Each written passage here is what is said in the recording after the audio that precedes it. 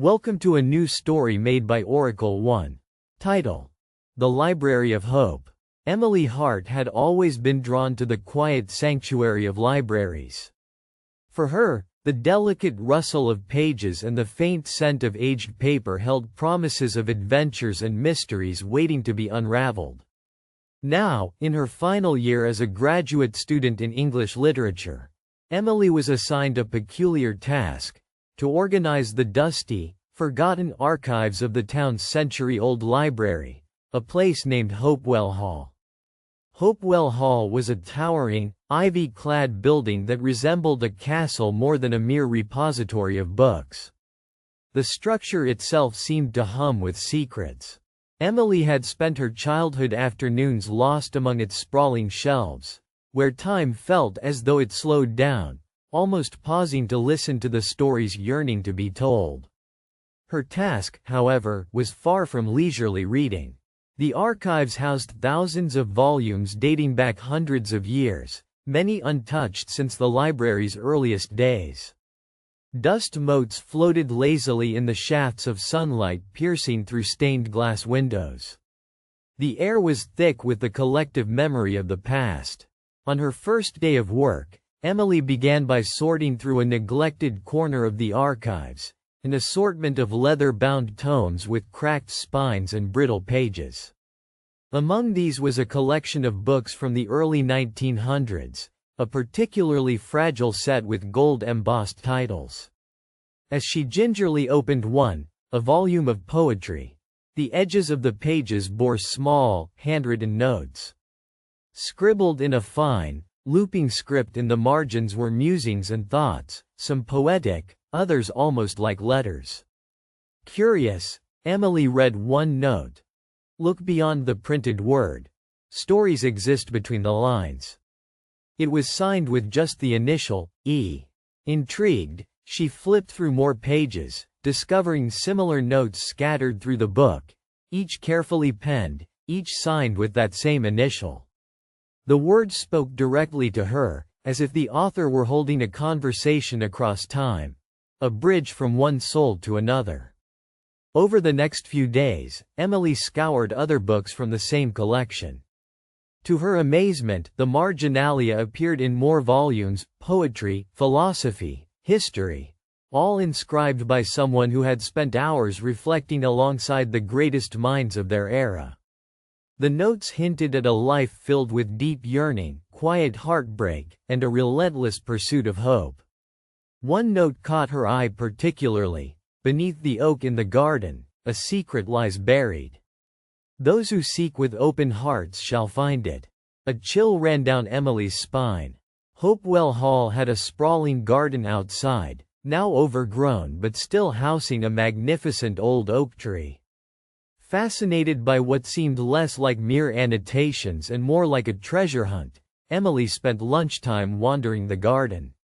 Her heart raced as she approached the ancient oak tree, its gnarled branches spreading wide, sheltering the earth beneath like a cathedral.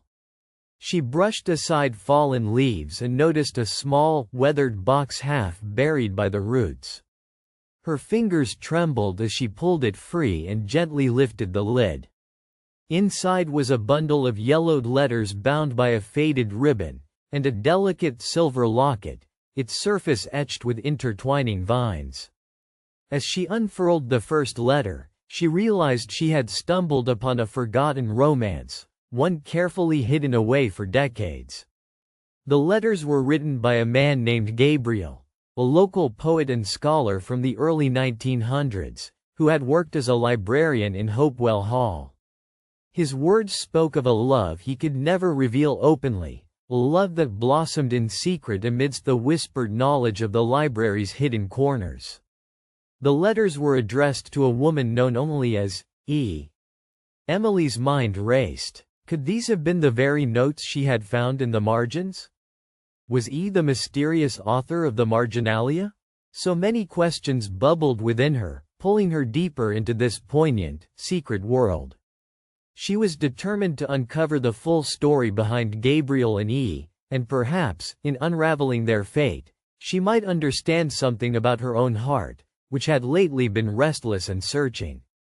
Over the next weeks, Emily delved into the archives with renewed purpose. Each note in the margins became a clue, each letter a personal confession, revealing the contours of a love story suspended in time, hidden between the silent pages of books and the quiet walls of Hopewell Hall. The mystery deepened when she discovered that the other half of this silent dialogue, had been none other than Eliza Montgomery, the librarian's assistant at Hopewell Hall, renowned for her intellect and kindness but tragically unfulfilled in her personal life. Historical records showed that Eliza had left town abruptly one winter, and Gabriel disappeared from the archives soon after. Emily felt a kinship with these ghostly figures. Like them, she was a woman chasing dreams in a world that sometimes resisted those dreams. Late one night, as the moon bathed the stacks in silvery light, she sat surrounded by books and letters, her heart swelling with a strange mixture of joy and sorrow. Then, an idea took hold. Inspired by their love, she began compiling their story, intertwining their words with her own reflections, a tapestry woven across time. She hoped telling it would breathe life into forgotten hope. One evening, as Emily traced the fine script of Gabriel's letters, a voice interrupted the stillness. "You've found them, haven't you?" She looked up to see a man standing in the doorway, handsome, with kind eyes that twinkled with surprise. His presence was both unexpected and familiar, as if the passage of time had folded and brought him from the past into her present. "The letters," he said gently, stepping closer. "My family. I'm Lucas, Gabriel's great-grandson. I've been searching for these for years." Emily felt a spark of warmth, of connection, not just between two people, but between generations united by love, memory, and the sanctuary of the written word. Together, they pieced together the rest of Gabriel and Eliza's story, of hopes dashed and dreams rekindled. In sharing this discovery, they found their own hearts awakening, entwined by a love born from whispers in the margins and the soul of the library. In the quiet, sacred space of Hopewell Hall, where stories lived and breathed, Emily and Lucas uncovered something both timeless and new. The possibility of love that endures, hope that never fades, and the courage to write their own story together. Like and subscribe for more stories.